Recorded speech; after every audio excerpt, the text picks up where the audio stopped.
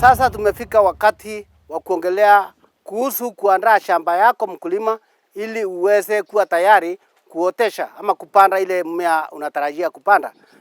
Sasa tukifika mahali hapo, kuna mbinu mbili. Unaweza tumia mikono ambayo ni manual, ukafieka magugu yote kwa shamba yako. Aidha unaweza kuweka kwenye mitaro yakaendelea kuosea hapa yakakuwa mbolea baadaye. Unaweza kutumia panga ama slasher, ama kuna mbinu nyingine unaweza tumia dawa.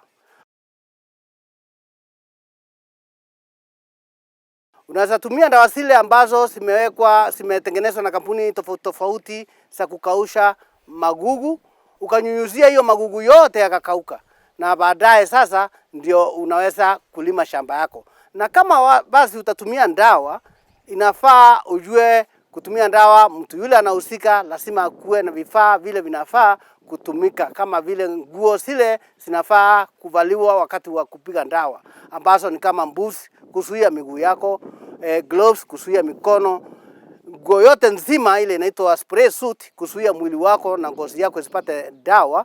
Kuna miwani ile ambayo ya kuzuia macho yako, na vile vile kuna mask ya kusaidia wewe kuvuta hewa safi wakati unanyunyuzia dawa. Na kama umepiga hiyo dawa, kuna ile kulingana na dawa tofauti, kuna ile muda ufai kuingia kwa hiyo shamba kabla masaa fulani hayaisha. Aidha kuingia kufanya palisi ama kufanya kitu chochote, na ufai pia kuvuna majani ukapelekea mifugo yako kutoka kwa hiyo shamba kabla hiyo muda umetengwa kuisha.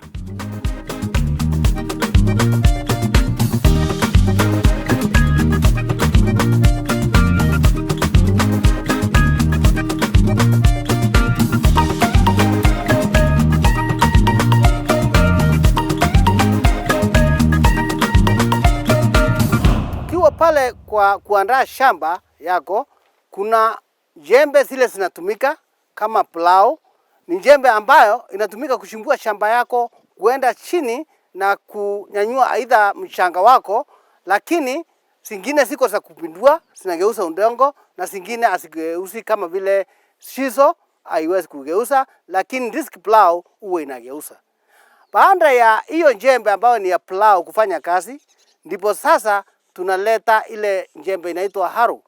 Harrow ni jembe ambayo iko na visu mingi vikifuatana, ambazo inazunguka mahali ambapo plough imepitia na kuinua ile maclones, ile mawe kubwa ambaye hayavunjwa na jembe ile ya kwanza, nayo ikivunja na ikitandaza.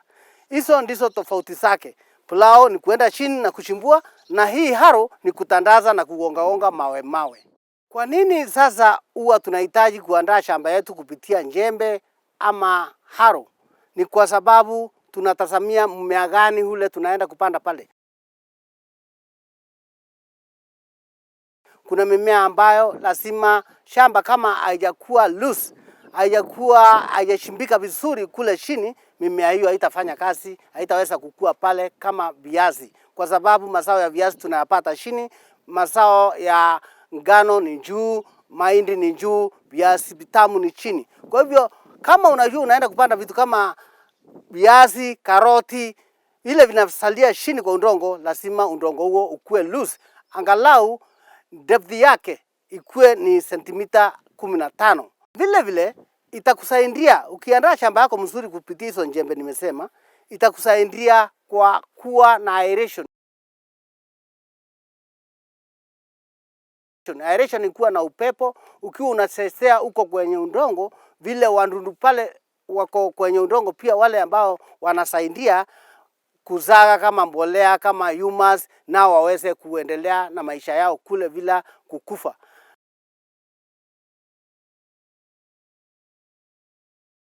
Na pia tunahitaji mizizi ipate sehemu safi ya kupenya, iende huko chini ili ikatafute madini na kusaidia mmea kunawiri vile tunavyotaka.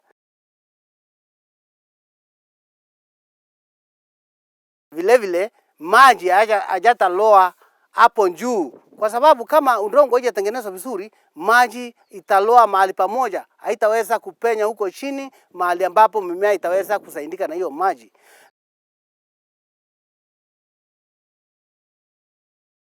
tutafanya kukomesha ama kuzuia kuwa na ile mawe inashikana chini ya udongo, ambapo ukiweza kupanda mimea ingine haitaweza kupenya mizizi yake. Hiyo inaitwa handpan, kwa sababu udongo ule umekaa ukishikana mara kwa mara bila kulimwa na ile njembe inayofaa.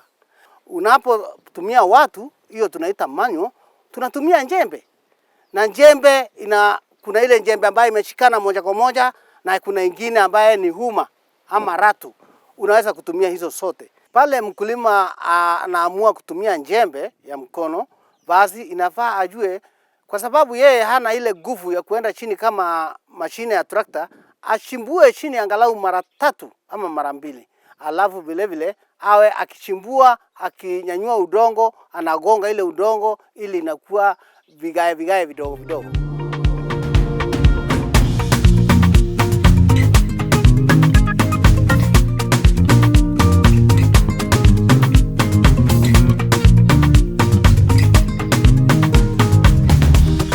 Baada ya hayo yote sasa, ile kuchimbua shamba lako, kuigonga inakuwa flat, inakuwa tambarare, ndio basi unaweza kusema shamba lako liko tayari kupokea mbolea na kuendelea na hiyo kazi nyingine ya kupanda.